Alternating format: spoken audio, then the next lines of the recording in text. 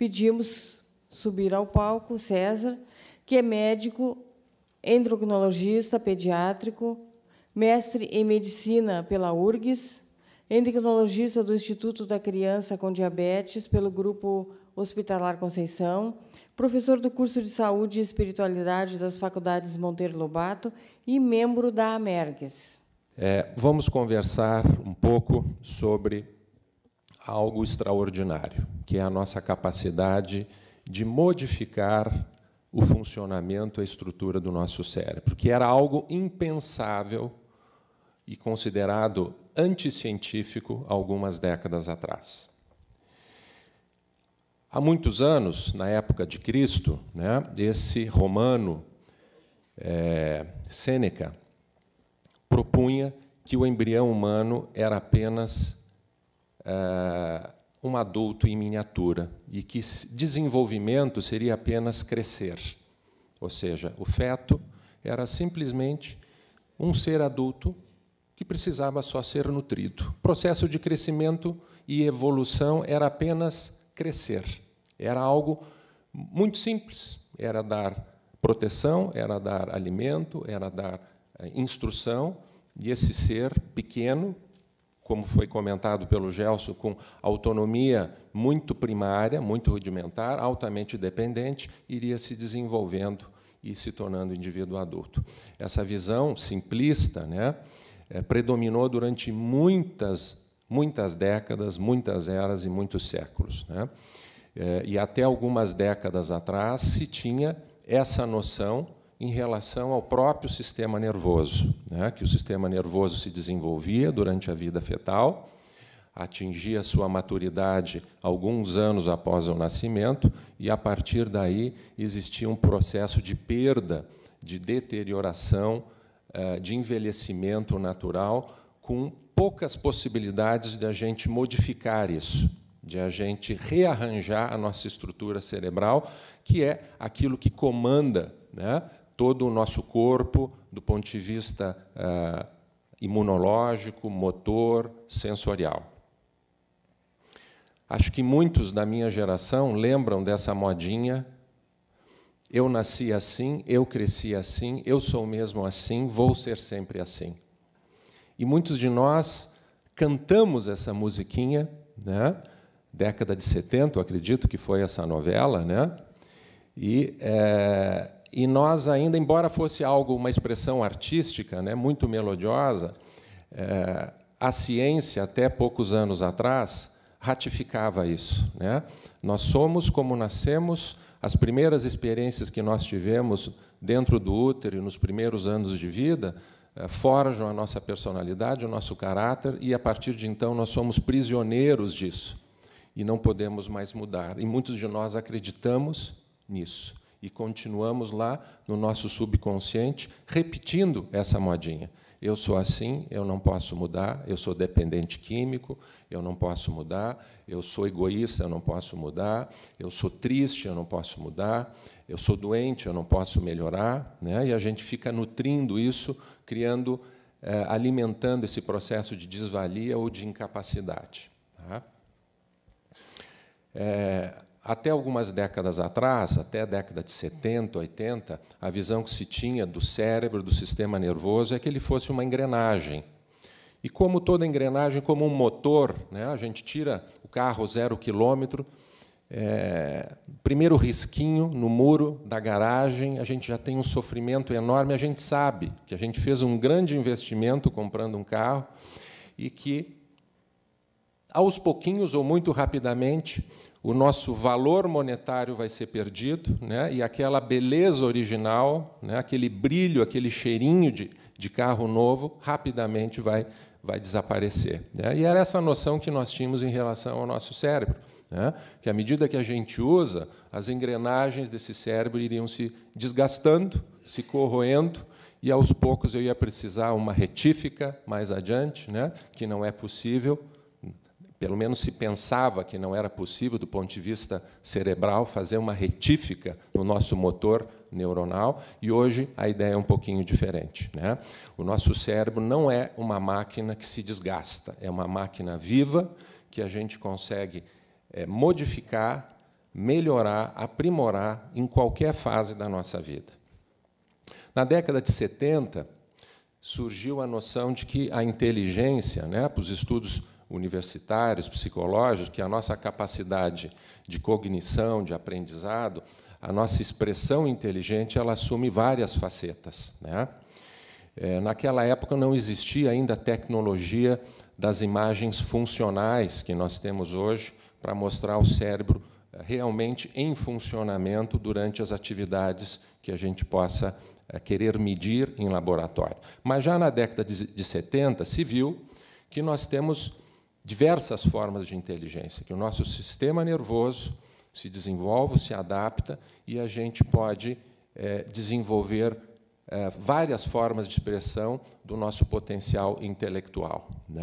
Nós temos a inteligência afetiva, nós temos a inteligência artística, nós temos a inteligência atlética, nós temos a inteligência racional, analítica, nós temos, atualmente, se valorizando muito, até no mundo empresarial, a inteligência emocional, a capacidade de lidar com as emoções, principalmente com as emoções hostis, que todos nós temos e enfrentamos no dia a dia. Nós temos também a inteligência espiritual, que é a capacidade que todos nós temos de dar um sentido transcendente à nossa vida e de nos conectarmos com essa transcendência e vivermos a nossa vida repleta de significado. E, a partir desses estudos, que ficou caracterizado as inteligências múltiplas, e a grande personalidade científica que arrematou esses conceitos foi o Howard Gardner, da Universidade de Harvard, nos Estados Unidos, que criou a teoria das inteligências múltiplas.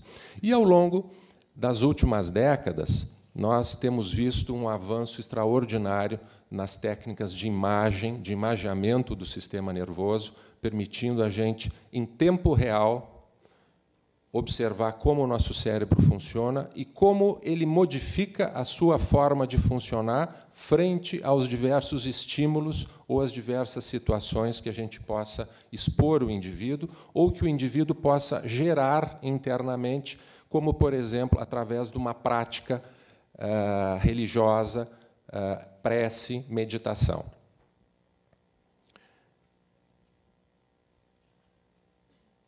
Uma outra área que avançou tremendamente é a própria genética. Da mesma maneira que aquela modinha dizia eu sou assim, eu nasci assim, existia até alguns anos atrás uma visão cristalizada nas ciências biomédicas do determinismo genético, ou seja, eu sou prisioneiro da minha genética. Se na minha família tem dependente químico, e a gente sabe que há um componente genético que favorece a dependência química, como há componentes genéticos que favorecem transtornos de humor, transtornos de ansiedade, a gente achava que a gente era 100% prisioneiro dessa situação e que a gente não podia mudar. Hoje a genética está se transformando rapidamente, vertiginosamente. Existe um grande campo novo dentro da genética que se chama epigenética. Simplificando isso, é o seguinte: nós recebemos uma bagagem genética, fruto da junção de dois gametas, dos nossos pais, dos nossos genitores, e esse material genético precioso sofre uma série de influências ambientais. Antigamente se acreditava que, para mudar o material genético, só se ocorressem mutações. O que é uma mutação? É quando existe uma modificação estrutural na molécula química chamada DNA.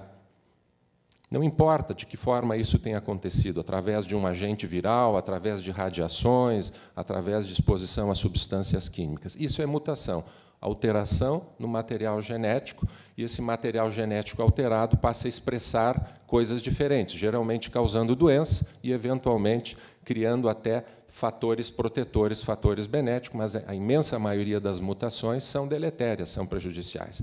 Então, isso é uma forma de mudar o material genético. A epigenética é algo diferente. A epigenética está nos mostrando que as nossas relações sociais modificam a maneira que o nosso material genético se expressa. O que eu consumo em termos de alimentação muda a expressão do meu material genético. Eu me exercitar ou não me exercitar, ser uma pessoa ativa ou ser uma pessoa sedentária, e é uma escolha minha, muda a maneira que o meu cérebro funciona e muda a maneira em que os meus genes funcionam. Então, a epigenética está nos mostrando que nós podemos modificar a expressão do material genético por uma série de estímulos ambientais, e muitos deles estão sob nosso controle, como a escolha daquilo que nós comemos, como a escolha daquilo que nós nos expomos. Tá? Então, isso é um campo extremamente novo, e a espiritualidade, acredito eu, e a ciência terá muito tempo para avaliar isso, também é capaz, pensamento nosso, de interferir na expressão do nosso material genético, através desse mecanismo, mudando a expressão e o funcionamento dos nossos genes, e, portanto, das nossas células, e, portanto, dos nossos órgãos, dos nossos hormônios, da nossa capacidade de reorganizar, de nos defendermos e de nos relacionarmos biologicamente com o mundo. Então, hoje, sinteticamente, há 2 fatos relevantes, inquestionáveis em neurociência. Primeiro, todos nós sabemos, né? Nós usamos muito pouco daquilo que nos foi dado pela vida. Nós usamos muito pouco da nossa potencialidade. Nós usamos muito pouco da nossa inteligência, da nossa capacidade de amar, da nossa capacidade de gerar felicidade, da nossa capacidade de gerar bem-estar dentro de nós, no mundo à nossa volta. Nós temos um grande potencial e ainda ficamos esperando que isso venha de fora, e ele está dentro da gente.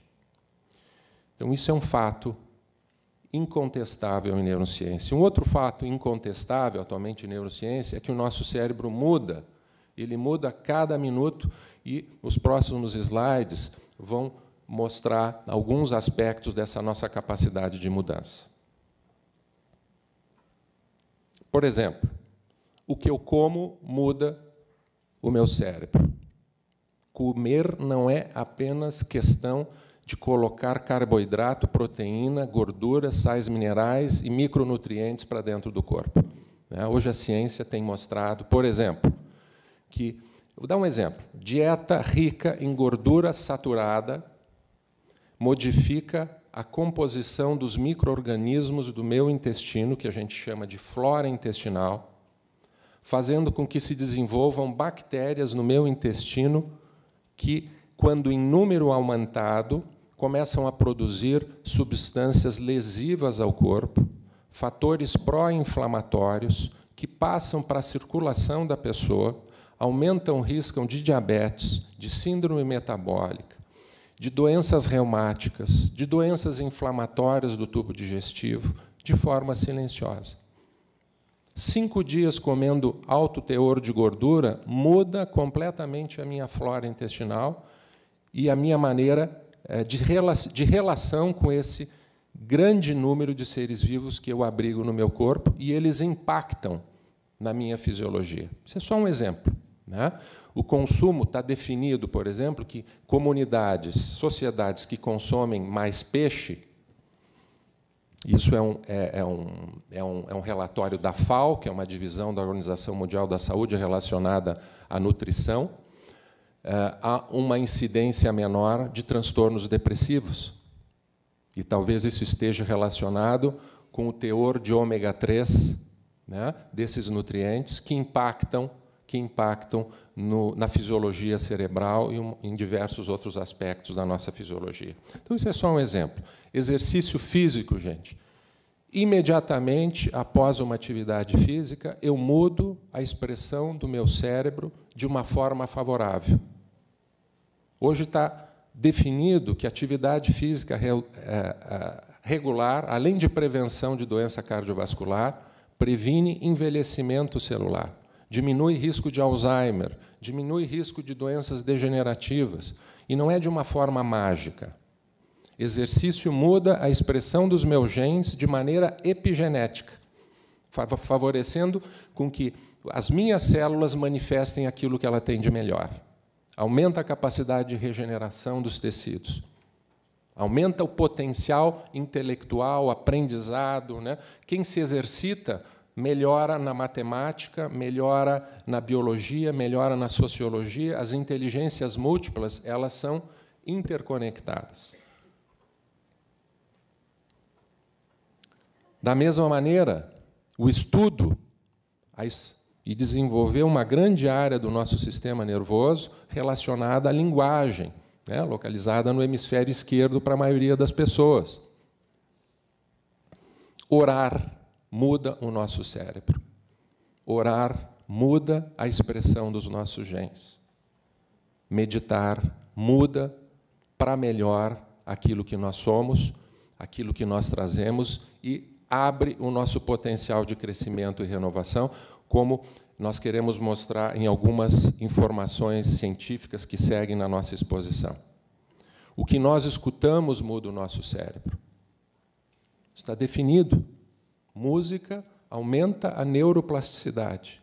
Música de qualidade aumenta a produção de fatores promotores da saúde neuronal. Nós temos que escutar a música, nós temos que cantar.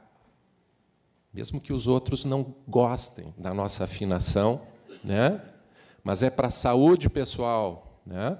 Vamos aprender um violão, vamos cantar no chuveiro, vamos cantar. O que a gente cheira muda o nosso cérebro, para melhor ou para pior. Aí nós colocamos dois extremos, né? Eu posso ter uma grande fonte de prazer com perfumes, com cheiros, com o cheiro da pessoa amada, com o cheiro da saúde, porque a doença tem mau cheiro. Quem frequenta hospitais e pessoas doentes vê que as pessoas doentes exalam cheiros doentes, faz parte do processo de doença, né? E nós podemos escolher o que a gente quer cheirar. A maioria das vezes, né? Às vezes não, mas a maioria das vezes a gente pode escolher. Então, o que é plasticidade cerebral, que é o conceito da nossa área? É a capacidade que o cérebro tem de modificar a sua estrutura, a sua função, a sua capacidade de se expressar em resposta a mudanças internas ou do ambiente externo.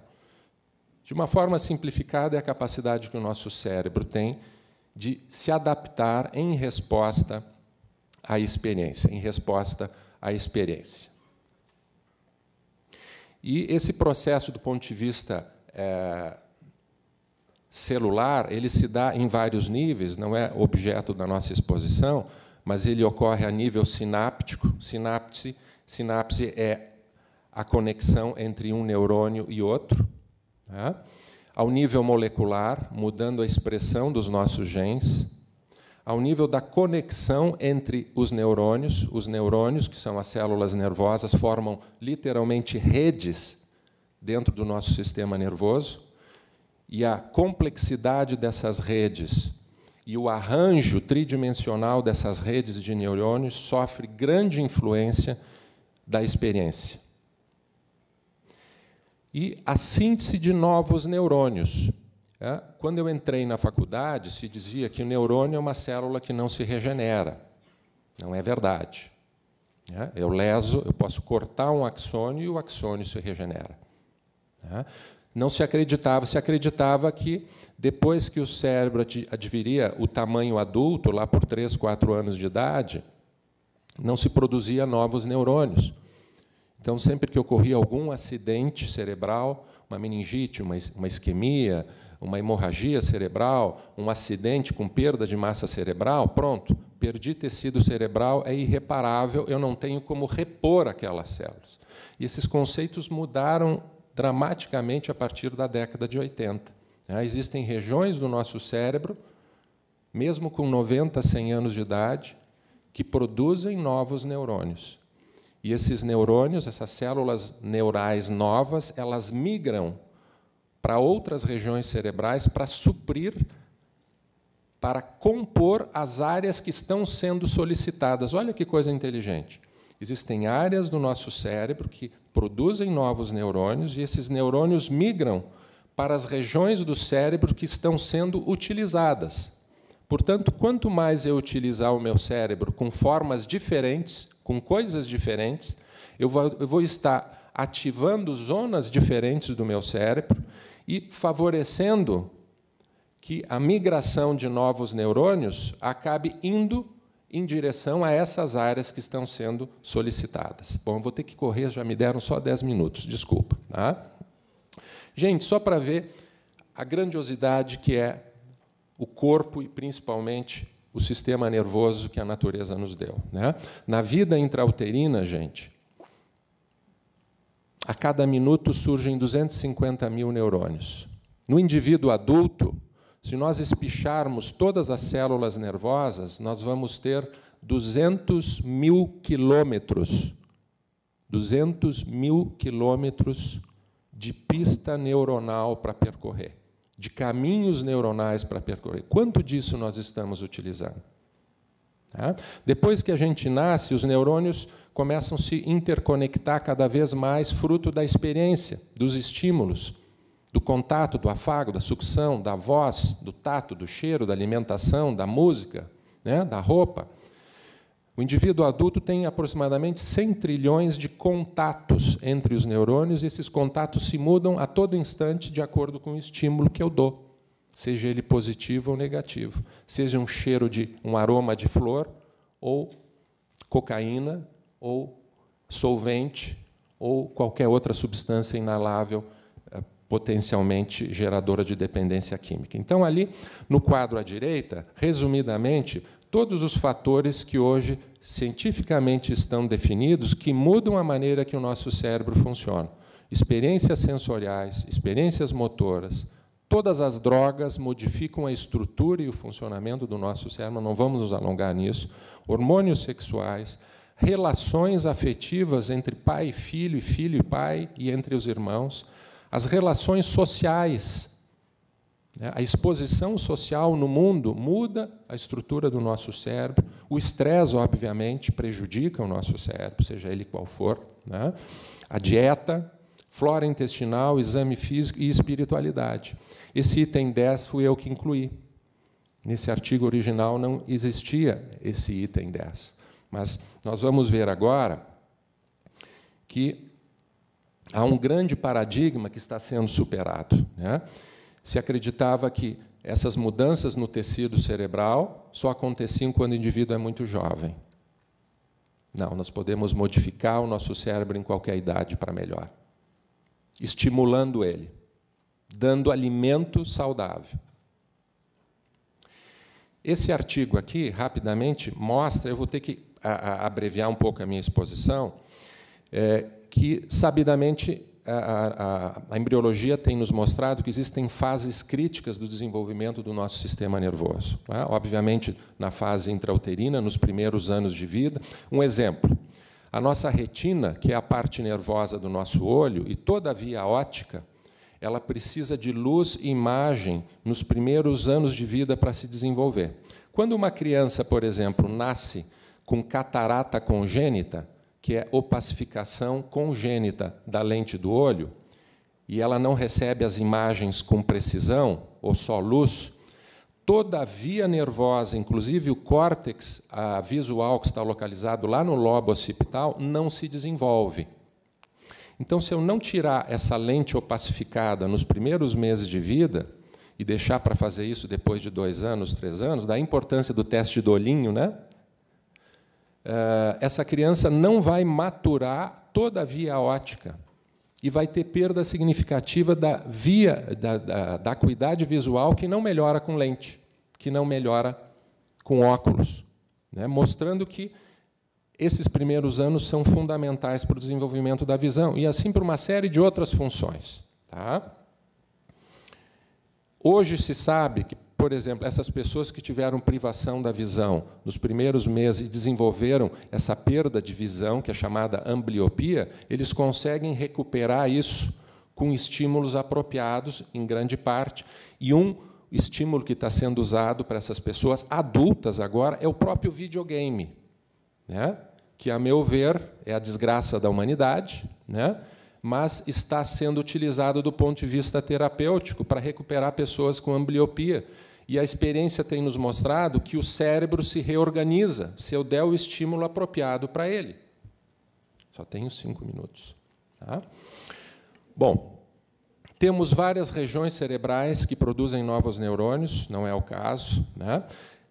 Vejam como alguns precursores do pensamento moderno já intuíam, né, na virada do século XIX, que o nosso cérebro muda, mesmo antes de qualquer evidência científica nesse sentido, né? Aí faço referência ao pai da psicologia moderna, que foi William James, né? Esse artigo, gente, é um artigo de revisão que compara os efeitos da prece e da meditação na fisiologia cerebral. Esses estudiosos chegaram à conclusão que, do ponto de vista neuronal, do que acontece no nosso cérebro, prece e meditação funcionam da mesma maneira. Então, lembrem disso, porque os artigos que nós vamos mostrar agora falam basicamente sobre meditação, mas é prece também. Tá?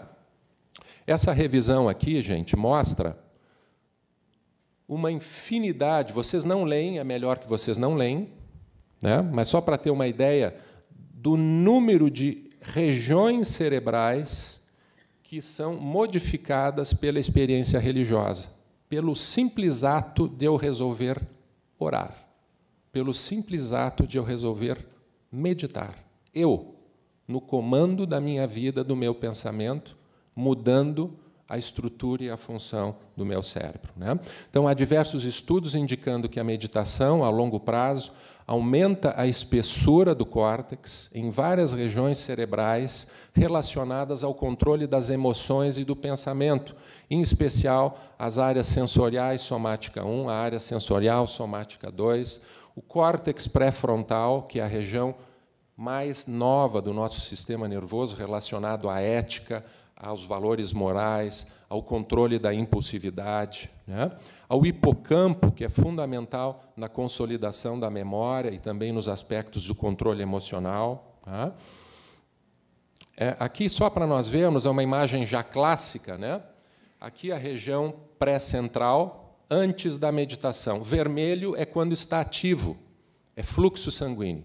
Aqui é depois da prática meditativa. Vejam que toda essa região aqui, ó, depois da meditação, sofreu um aumento de fluxo e um aumento de atividade.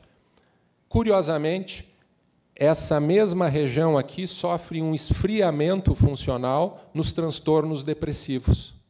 A pessoa deprimida grave é como se funcionasse menos essa região pré-frontal. E se eu faço uma imagem funcional, um SPECT, essa região tem muito menos fluxo no momento da crise depressiva e, curiosamente, prece e meditação ativa essas regiões e há diversos estudos mostrando o benefício de prece e meditação na prevenção e no tratamento dos transtornos de humor, depressão, ansiedade, enfim. Tá? Esse trabalho aqui, queria que vocês vissem essa região do nosso cérebro aqui, é chamado córtex cingulado. Está relacionado à resolução de conflitos, ninguém precisa disso. Regulação das emoções e do comportamento, todo mundo se comporta muito bem em todas as situações, em todos os contextos, também ninguém precisa disso.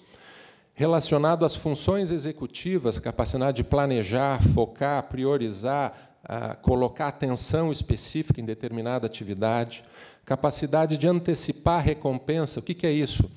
Eu aceito o sacrifício hoje porque lá adiante eu vou ter algum benefício. Quem não consegue fazer isso não cresceu. Não consegue postergar satisfação para o futuro, ainda é criança. Não importa se tem 90 ou 100 anos. Capacidade de nos conectarmos com o mundo, com as pessoas, de nos colocarmos na posição das pessoas, essa região está relacionada a isso, e também ao controle da frequência cardíaca e da pressão arterial. Então, esse estudo avaliou prospectivamente pessoas que começaram a aprender meditação. Dividiram em 2 grupos. Um grupo ficou esperando a sua vez de fazer o treinamento e o outro grupo fez o treinamento de 8 semanas, 20 minutos por dia de meditação. O que esse estudo mostrou? Foi feita uma imagem funcional antes e depois das 8 semanas de estudo para ver o que tinha modificado no cérebro. Vou pular logo para a imagem. Houve uma grande ativação dessa região correspondendo ao córtex cingulado, que controla todas aquelas funções absolutamente nobres e importantes para a nossa fisiologia e para a nossa felicidade. Conclusão dos autores: 11 horas de meditação ao longo de 8 semanas aumentaram a atividade do córtex cingulado, ou mudando a mielinização ou organização dos neurônios. Isso é revolucionário, gente. Orar e meditar não é um ato ritualístico, é um ato terapêutico que tem impacto significativo no funcionamento cerebral e, por extensão, no funcionamento dos demais sistemas a ele relacionados, né? Esse estudo aqui mostrou que meditação e prece é capaz de reduzir a autoavaliação depreciativa automática, né? As pessoas deprimidas falam mal de si mesmo o tempo todo, silenciosamente. Meditar e orar diminui isso. A pessoa dependente química está sempre com a fissura de se expor à droga. Meditação diminui a compulsão, diminui a fissura. Vou passar muito rápido. Esse estudo aqui, gente, mostrou que meditação aumenta a espessura de substância cinzenta. A substância cinzenta é a parte mais nobre do nosso tecido cerebral. Esse outro estudo aqui mostrou que meditação e prece diminui o hormônio do estresse, que é o cortisol, e melhora o padrão do sono. Quem dorme mal, vive mal, morre cedo, com maior risco de doença cardiovascular e doenças oncológicas. Meditação e prece melhora o nosso sono, tá? Melhora a nossa imunidade, ajuda a auxiliar no controle da pressão arterial. Esse estudo é extraordinário, é uma revisão mostrando que meditação é tão eficaz quanto drogas psicoativas na prevenção de recaídas de depressão grave. Eles compararam um grupo que continuou usando medicação e um outro grupo que não usou medicação e só meditou. E o índice de recorrência de novas crises depressivas foi equivalente nos dois grupos. Então, é tão bom quanto. Ora, a gente pode usar os dois juntos, quando for necessário, né? Estudos mostrando o benefício na interrupção do tabagismo. Esse estudo aqui também é uma revisão de 4 estudos científicos mostrando que meditação provavelmente aumenta a longevidade das nossas células, todas as nossas células, aumentando a atividade de uma enzima fundamental para a sobrevivência das células, que se chama telomerase. 4 estudos, até o momento, avaliaram o efeito da meditação na atividade dessa enzima. Meditação na dependência química diminui impulsividade, reatividade, ajuda a estabelecer foco, melhora a variações de humor. Conclusão dos autores, é uma ferramenta promissora na dependência química. Esse estudo aqui, de um pesquisador nosso aqui da Universidade do Rio Grande do Sul, o Bruno Mosqueiro, estudando pacientes ali no Hospital de Clínicas, viu que pacientes deprimidos que têm religiosidade se recuperam mais rápido e produzem mais essa substância aqui, BDNF, que é importante para a recuperação cerebral. Então, ele avaliou os pacientes antes e depois do tempo de internação e viu que aqueles que tinham religiosidade tinham esse recurso bioquímico significativamente mais elevado do que aqueles que não tinham religiosidade. Isso é uma grande revisão num estudo, numa revista muito tradicional americana, né, mostrando o benefício da meditação nos transtornos de humor. Em suma, gente, prece e meditação muda a maneira que a gente aprende, muda a nossa emoção, muda a nossa biologia, muda o nosso comportamento, muda a estrutura e o funcionamento do nosso cérebro, cria a possibilidade de a gente desenvolver um significado existencial para a nossa vida. Portanto, é um potencial terapêutico enorme que nós dispomos. Nenhum laboratório, nenhuma indústria farmacêutica vai dar dinheiro para fazer pesquisa sobre meditação e prece. Com certeza. Respondendo a duas perguntas, como a fé pode interferir no tratamento de um paciente? Acho que a nossa exposição já mostrou, né? Existem estudos que comprovam a influência da fé melhorando a saúde do paciente, não só a saúde neuronal, mas a saúde global? Sim. Inúmeros, dezenas de centenas de estudos de excelente qualidade mostrando isso, né?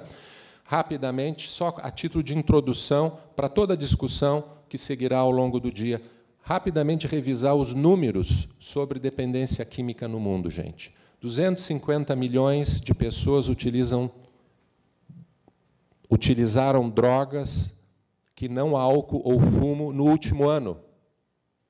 Isso é uma estatística de 2008. Em 2008, 250 milhões de pessoas no mundo utilizaram alguma substância ilícita. A maconha, a cannabis é a mais comumente utilizada. 129 milhões de pessoas utilizaram em 2008, seguida de estimulantes, anfetamina, cocaína e opiáceos. Olha a imensidão de dinheiro que é gasto para tratamento e recuperação dessas pessoas. 250 bilhões de dólares gastos anualmente na recuperação da dependência química. Isso é falência de planos de saúde. No Brasil, gente, nós temos uma das pesquisas de maior amplitude no mundo. Ela foi publicada em 2013 pela Universidade Federal de São Paulo. É o estudo LENAD, né, mostrando que 28 milhões de pessoas no Brasil têm algum familiar que é dependente químico. 5,7% dos brasileiros são dependentes de drogas. 8 milhões de pessoas. 62% das famílias têm algum outro familiar com dependência química. É um problema familiar, se agrega em famílias. Algumas vezes, famílias disfuncionais. 73% dessas pessoas são poliusuárias, usam múltiplas drogas. 30% têm nível superior. Então, não é algo das classes menos favorecidas. E aqui uma coisa preocupante, o tempo médio para a busca de ajuda é 3 anos. 2 anos se for cocaína e até 7 anos para que a pessoa busque ajuda profissional para resolver essa questão. 11,5 milhões de adolescentes e adultos usam maconha diariamente no Brasil. O Brasil é o segundo consumidor mundial de cocaína e derivados do mundo, só perde pelos Estados Unidos. Nós estamos copiando os Estados Unidos em muitas coisas boas e em muitas coisas ruins. Para cada dependente químico, existem 4 pessoas afetadas, os codependentes.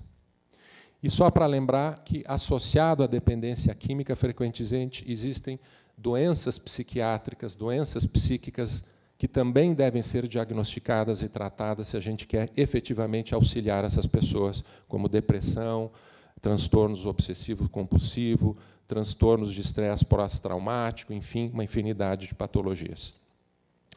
A neuroplasticidade, gente, resumindo, tudo isso que nós vimos, a nossa capacidade de mudar o nosso cérebro com a prece, com a oração, que são práticas religiosas, antigamente consideradas apenas ritualísticas, mas hoje nós estamos vendo que elas são uma importante ferramenta terapêutica, é que nós podemos nos tornar co-criadores do nosso mundo interior. Nós não estamos mais prisioneiros do determinismo genético, do determinismo ambiental, do determinismo familiar.